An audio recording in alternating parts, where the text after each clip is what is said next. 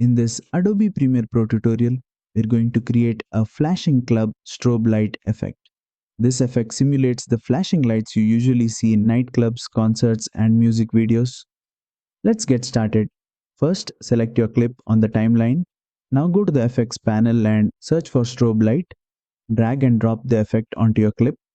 Next, open the effect controls panel. Start by choosing the strobe color. White works well for a traditional club strobe, but you can also experiment with different colors.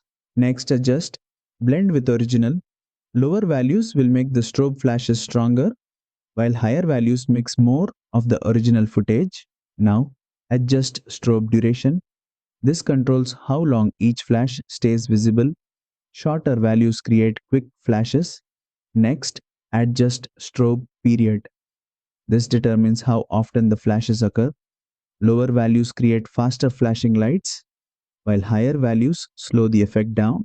So you can also adjust random strobe probability if you want the flashes to appear randomly instead of evenly spaced.